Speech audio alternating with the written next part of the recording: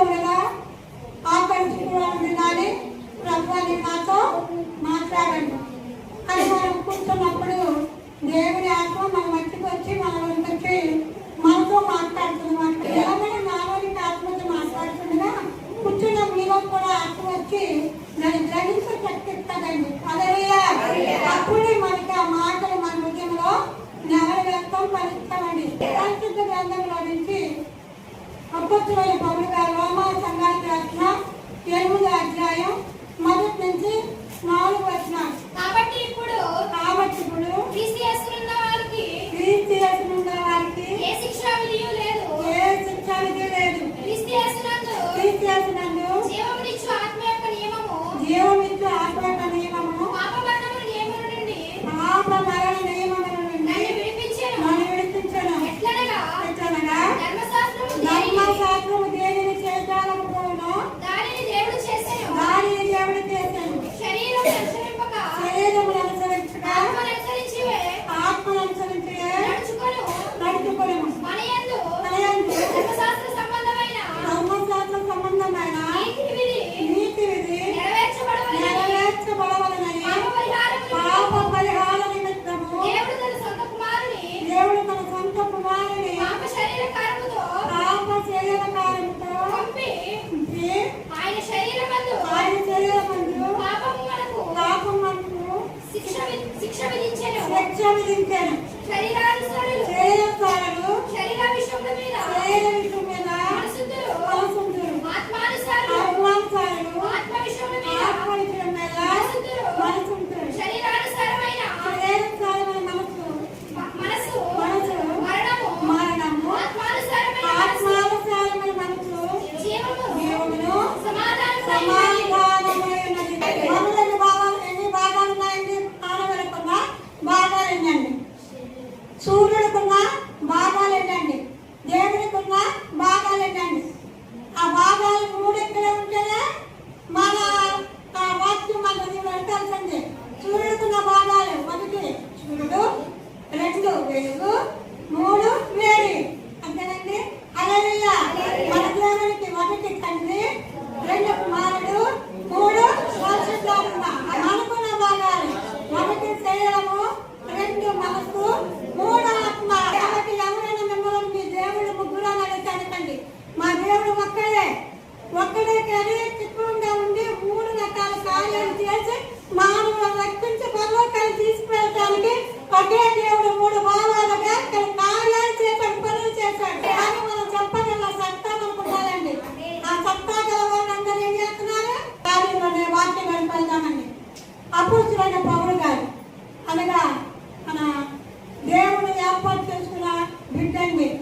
ఆయన సభలు ఉన్నప్పుడు ఆరోగ్యుడు, హింసకుడు, లోక అధికారి, రాజకీయవేత్త, ధనవంతుడు, బలవంతుడు, పలుకుబడగలిగిన వ్యక్తి అండి. అలా ఉండి దేవుని నామాన్ని ప్రకటించేవాడిని యేసు ప్రభు బిడ్డలను హింసించి చంపి రక్తాన్ని నీళ్ళగా తాగిన వాడు పౌలు గారు. అప్పుడు సభలుగా ఉన్నారండి. ఆయన కొరకు అనేకులు సంఘాలు, సేవకులు, దైవజనులు ప్రార్థించారంట. ఆయన మా రోమా ప్రాంతానికి వస్తున్నారు పౌలు గారు. నాయన మా పల్లిపాలెం ప్రాంతానికి వస్తున్నారు పౌలు గారు. నాయన మా భీమాని పట్టణానికి వస్తున్నారు. ప్రార్థించే నాకు హింస కలుగుతుంది. ఆ బిడ్డను ఎప్పుడు మారుతావు నాయనని ప్రార్థన చేశారంటే మీ ప్రార్థన పరిచి ఉంటుందండి. హల్లెలూయా. ప్రార్థన చేసే వ్యక్తి చచ్చిపోవచ్చు కానీ ప్రార్థన నిత్యము బ్రతుకుతుందండి. ప్రార్థన చేసే వ్యక్తి చనిపోతుందండి కానీ ప్రార్థన నిత్యము బ్రతుకుతూనే ఉంటుందండి. నువ్వే వ్యక్తి కొరకు మారు మనసు కొరకు, ఏ వ్యక్తి రక్షణ కొరకు, ఏ వ్యక్తి అభివృద్ధి కొరకు, ఏ వ్యక్తి ఆశీర్వాదం కొరకు ఏ వ్యక్తి ప్రార్థించావో, ఏ అంశం అడుగుతున్నావో నువ్వు ప్రార్థించే వ్యక్తి పోవచ్చు కానీ ఆ ప్రార్థన ఆ వ్యక్తిని మారుస్తుందండి, ఆ వ్యక్తిని ఆశీర్వదిస్తుందండి. కాబట్టి ప్రార్థన నిత్యము జీవించండి. ప్రార్థనే మన ప్రభు అండి. ఆయన కార్యాంశం లేకండి. పనిటివాడు కలిపటివాడండి. అలాంటి దేవుని మనం ప్రార్థించడానికి ఎలాంటి ప్రార్థన చేసేవారు ఉన్నామో ఈ మధ్యాహ్న కాల సమయంలో మనతో మాట్లాడటానికి మన మధ్యకి వచ్చారండి. అలాంటి సభలు గారి కొరకు ప్రార్థిస్తే సంఘాలు సమయానుకూలంగా చేస్తాడండి. మన రక్తం ఉడికినప్పుడు కార్యం చేయడండి ఆయన. అందుకే కీర్తన గ్రంథం 117 మొదటి అధ్యాయం ఉంటుంది. మాకు కాదు యెహోవా, మాకు కాదు ఈ నామములకే మహిమ కలుగును గాక. ఇవన్నీ చెప్తున్నాను ఎక్కడున్నాము అని, ఏం చేస్తున్నామని నేను చెప్తున్నాను అన్నాడు దావీదు. నా దేవుడు ఆకాశం అన్నాడు. ఆయనకి ఇష్టం వచ్చినప్పుడు కార్యాలు చేస్తాడు, మనకి ఇష్టం వచ్చినప్పుడు ఆయన కార్యాలు చేయడానికి. సంఘాలని దేశాలు ప్రార్థన చేస్తే ఎప్పుడు సభలను మార్చాలో ఆ సమయం ఆ తరం రాగానే ప్రభు ప్రత్యక్షమయ్యాడంటండి. స్వరమెత్తి మాట్లాడాడంటండి. ఆ చిన్న మెల్లని మాట్లాడగానే భయంకరమైన క్రూర రూప లాంటి సభలు ప్రభులుగా మార్చబడ్డాడండి. ఆయన చిన్న పాత్రగా మార్చబడి ప్రభు నీ కొరకు ఏదైనా చేయడానికి సమర్పణ కలిగి సువార్తను ప్రకటించడానికి ఇస్రాయేలుగా మన ప్రపంచాన్ని తిరిగి సంఘాలను కట్టి సేవకులను ఏర్పాటు చేసి హతసాక్షిగా మార్చబడి తండ్రి విశ్రాంతులు ఉన్నారండి. ఆయన ఇస్తున్న ఈ వార్తను ధ్యానకాల సమయంలో ఏమనంటే ఆనాడు రోమా సంఘాలతో మాట్లాడిన మాటలు ఈనాడు ఈ చిన్న సంఘంతో పరిశుద్ధాత్మ దేవుడి సర్వ సత్యాలు మాట్లాడటానికి అందరికి వచ్చారు. వెనకాల చెవులు ఉన్న వాళ్ళందరూ జరిగిరండి. చెవులు బలపరుస్తున్నారండి. కాబట్టి పౌలు గారు పౌలుగా మారాక అనేక ప్రాంతాల సువార్త ప్రకటించి నేను యేసుప్రభుని చూశాను, ఆయన మాట నేను విన్నాను, నేను ఒకప్పుడు ఇలాంటి వాడిని, ఇప్పుడు నేను ఆయన్ని విడిచిస్తున్నాను, ఇప్పుడు క్రీస్తు కొరకు నేను శిలువను మోస్తాను, ఆయన పోలి నడుస్తున్నాను, మీరు నన్ను పోలి నడవని సువార్తను యేసయ్య మాటలు ప్రకటిస్తూ అనేక ప్రాంతాలు సంచరించారు. కాబట్టి ఆయన పౌలు గారు చెప్తున్న మాటలండి. ఆనాడు రోమా సంఘాలు చెప్పారు, కానీ రోమా సంఘాలు కొడుకు రోమాలో ఉన్న పరిశుద్ధులని దేవుని చేత ఏర్పరచబడి దేవుని కొరకు పిలవబడిన బిడ్డలతో చెబుతున్న ఈ మాటలండి. ఈ మధ్యాహ్న కాలంలో నమ్మి బాప్తిసం పొంది యేసయ్యను మనం చెప్పుకుంటున్న మనతో చెబుతున్న మాటలని మాటలు ఏమనంటాడంటే ఆయన క్రీస్తునందు ఉంటే మనకి ఏ శిక్ష విధి లేదు, ఎందుకనగా ఆయన పాపముల కొరకు నరరూపుగా వచ్చి మరణించారు. కాబట్టి ఆయన మరణం ద్వారా మనకింత క్షమాపణ శిక్ష కొట్టివేసింది, క్షమాపణ దొరికింది. కాబట్టి ఇప్పుడు దేవుని ఆత్మానుసారంగా మనం అనిత్యరాజ్యాన్ని చేద్దాము అని పౌలు గారు చెప్తున్నారు. ఒక రాత్రి దేవుని సన్నిధిలో ఆయన నేను రోమా పట్టణానికి వెళ్తున్నాను, అక్కడ పరిస్థితుల సమూహం ఉంది, ప్రార్థించే బిడ్డలు ఉన్నారు, వారి దగ్గర ఏం ప్రకటించిన బాబు యేసయ్య అని అడిగితే ప్రభు పౌలుతో మాట్లాడుతున్నాను, పౌలా వారి నా పిల్లలే కానీ వారి ఆత్మానుసారముగా లేరు, వారి శరీరానుసారంగా ఉన్నారు, పైకే భక్తిగా ఉన్నారు కానీ నా శక్తి వారిగా లేదు, వారి ఆత్మానుసారాన్ని వరకుంటున్నాం అని వారు క్రియలు, వారి పనులు, వారి మాటలు, వారి పరిస్థితులన్నీ శరీర సంబంధం ఉన్నాయి. శరీర సంబంధం ఉంటే మరణం ఉంది, శరీర సంబంధం ఉంటే శిక్ష ఉంది, శరీర సంబంధం ఉంటే నరకం ఉంది, శరీర సంబంధం ఉంటే అగ్ని ఆరదు, పురుగు చావదు. ఆ రీతిగా ఉన్నారు ఆ బిడ్డలు. కాబట్టి వారిని హెచ్చరించేది ఏంటంటే ఆ శరీర సంబంధములను విడుచుకుని ఆత్మ సంబంధముగా జీవించమని చెప్పు. ఆత్మ సంబంధంగా వారు జీవిస్తే జీవం ఉంది ఎక్కడ? పరలోకంలో. సమాధానం ఉంది ఎక్కడ? భూలోకంలో అని చెప్పమన్నారంటే పౌరుతో మన దేవాది దేవుడు ఆ సంఘానికి వచ్చి మాటలు చెప్పారంట. ఇది నా పరిశుద్ధాత్మ దేవుడు ఈ చిన్న సంఘంతో ఆ కట్టుకోవాలని త్వరగా వచ్చుతున్నాను, వచ్చి వాళ్ళని ఆలస్యము చేయను. కానీ ఆలస్యం ఎందుకు చేతనంటే అంతకంతను వారి మనసు పొందాలని, మీరు నా రాజ్యంలో ఉండాలని, మీరు నరకానికి వెళ్ళడానికి కాదు, మీ కొరకు నేను నరకం ఏర్పాటు చేయలేదు, శాతానికి తన అనుసరులకే నిత్య వరకు సిద్ధం చేశాను. ఆ నరకానికి మీరు వెళ్తే యుగయుగములు అజ్ఞానులు పురుగు చావరు. కాబట్టి ఆ స్థలానికి కల్పించబడటానికే నేను నా రూపంలో మిమ్మల్ని చేసుకున్నాను. కాబట్టి మీ రూపంలో నేను ఈ భూమి మీదకి వచ్చి మీ కొరకు నా చుట్టబడి మీ కొరకు ఒక బలి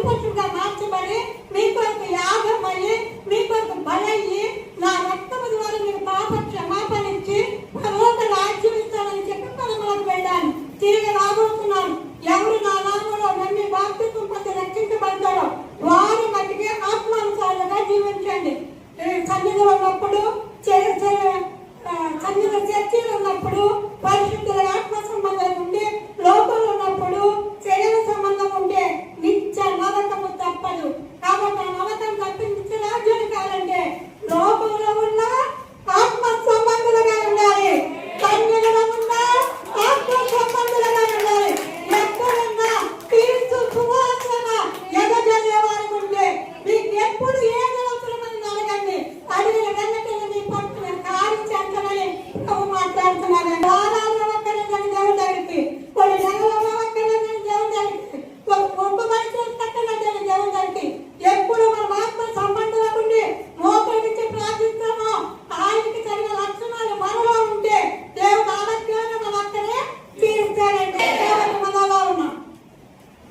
ఇంకా చాలా మంది బాప్తిసాలు పొందక, బాప్తిసం పొందక, మారి మనసు పొందక ఉన్నాం. మారి మనసు బాప్తిసం లేకపోతే మన పదవ రాజ్యం టిక్కెట్ కావాలండి. వీరవాళ్ళ టిక్కెట్ కావాలి, డాక్టర్ గారి టిక్కెట్ కావాలండి, రేషన్ కార్డు కావాలండి, లోన్ తెచ్చుకుంటాను రేషన్ కార్డు కావాలండి. మరి ఇక్కడ ఇటు శరీర కార్యాలకి ఇట్లా వచ్చే టిక్కెట్ వద్దండి. ఆ టిక్కెట్ ఊరేం తీసుకోలేమని మత్స్యపోతే 3:17 వచ్చి ఉంటుంది. అది బాప్తిసం పొందాలండి. ఎవరి ద్వారా బాప్తిసాన్ని పొందాలండి. కాబట్టి ఏ సరే నమ్మిన ప్రతి ఒక్కరూ నమ్మి బాప్తిసం పొందాలండి. మారు మనసు తగిన ప్రతిఫలమే బాప్తిసం. బాప్తిసం పొందాలి, మన ఆత్మానుసారంగా జీవించాలండి. ఈ దినాల్లో ఏసైనా నమ్మకాలు పంచబడటానికి, ఈ దినాల్లో ఏసైనా దూషించబడటానికి, ఈ దినాల్లో ఏసైనా చేతగాని వారికి కారణం దేవుని బిడ్డలు మనం చెప్పగలుగుతాను. మనము ఆత్మానుసారంగా జీవించగా లోకంలో లోకస్తుల మధ్య శరీరానుసారంగా జీవిస్తున్నాం. కాబట్టి లోకం గల దేవుని నామాన్ని అవమానకరంగా మారుతున్నామండి. కాబట్టి మనం ఎక్కడున్న యేసు బిడ్డలు ఉంటే నా యేసైనా అవమానం కాదండి. ఆయన అక్కడి నుంచి అగ్ని ఊరిపించగల సమర్థుడండి, నీళ్ళని రక్తంగా మార్చగల సమర్థుడండి, భూకంపాన్ని భూకంపాన్ని ఇచ్చే దేవుడండి. అలాంటి దేవుని శాంతంగా ఉండడానికి కారణం ఇంకా నీవు నేను కూడా ఆత్మ సంబంధాలుగా మారలేదని, శరీర సంబంధాలుగానే ఉన్నామని, ఇవన్నీ వస్తాయి ఉగ్రతకి మన నరకాత్మ యొక్క దీర్ఘశాంతం కలిగి ఆయన ఇంకా నీకున్నంత సమయిస్తే మనం వెళ్ళమన్నాం. పౌరు గారు అంటున్నారండి, మీరు ఆత్మానుసారంగా లేదంట దేవుడికి. ఆత్మానుసారం అంటే ఏంటన్నా, శరీరసారం అంటే ఏంటంటే ఆత్మానుసారం కోపడకూడదంట, రోజు కాపాడుతాం. ఆత్మానుసారం వడ్డీ వాడకూడదంట, రోజా వడ్డీ వాడతాం. ఆత్మానుసారం గంజాలు ఆడకూడదంట. ఏ ఆత్మానుసారం అంటే శరీర సంబంధమైన క్రియలు ఉండకూడదంట. అదే పౌరుడు ఎఫెసీ గ్రంథంలో రాస్తున్నాడండి. శరీరసారం ఎలా ఉంటారంటే అండి, దేవుని ప్రార్థిస్తారు, లోకంలో తెలియ ఎలా పోవాలి, ఆత్మ సంబంధాలు ఎలా పోవాలి ఆడొచ్చండి, సంసారం ఆడొచ్చండి, భూతులు ఆడొచ్చండి, అబద్ధాలు ఆడొచ్చండి. ఇవన్నీ ఉన్నాయండి రోమా సంఘంలో. అందుకని దేవుడు అన్నాడు, శరీరమే క్రమంగా బాధలు పడుతున్నారు, క్రమంగా ఉపవాసం ఉంటున్నారు, క్రమంగా కానుకలు ఇస్తున్నారు, క్రమంగా ఆరాధన చేస్తున్నారు. కానీ వారిలో శరీర కార్యాలు ఇంకా తీసుకోకుండా శరీర సారుకున్నారు. కాబట్టి వాళ్ళు లోపంలోకి వెళ్ళగానే ఆత్మను సమాధి చేసి శరీరం సారిగా జీవిస్తున్నారు. కాబట్టి వారు నరకానికి వెళ్తారు. వారితో ఉన్న లోకస్తులతో పాటు వీరు కూడా, కానీ వీరు పరలోకం రావాలని రక్షించుకున్నారు. వీరితో పాటు లోకస్తులు వీరి క్రియను బట్టి, వీరి మాటలు బట్టి, వీరి వస్త్రదాన్ని బట్టి, వీరి క్రియను బట్టి, వీరి తినే ఆహారాన్ని బట్టి వీరు వారి వీరులాగా మారి పరలోకం రావాలని వీరు రక్షించుకున్నారు. నేను కానీ వీరు ఎలా ఉన్నారంటే లోకానుసారంగా ఉన్నారంటండి. హల్లెలూయా. శరీరం సాగుతూ ఉన్నామంట. శరీరం సాగుగానే ఇంత భక్తి చేసి అలాగే శరీర కార్యాలు మనలోనే ఉంచుకున్న శాస్త్రంతో జీవిస్తే నిత్య నరకం అంటండి వాడికి. కానీ బాప్తిసం పొందిన వారు, ఆరాధిస్తున్న మనం, ప్రార్థిస్తున్న మనము ఈ దినాన్ని ఆత్మ సంబంధముగా జీవించనంట ఆ పరలోకానికి వెళ్తామంట. భూమి మీద సమాధానం ఉంటుందంట. కుటుంబంలో గొడవలు ఉండవంటండి, ఆర్థిక పరిస్థితులు ఉండవంటండి, బలహీనతలు ఉండవంటండి, సమస్యలు అప్పులు ఉండవంటండి, ఏమి ఉండవంటి తల్లికి ఆయన సమాధానం ఇస్తాడంటండి. హల్లెలూయా. ఎప్పుడండి ఆత్మ సంబంధం ఉన్నప్పుడు. రోమా సంఘమా, మీరు దేవుని పిల్లలని చెప్పుకుని మబ్బిలో ఉన్నారు, లేకపోతే మోసంలో ఉన్నారు,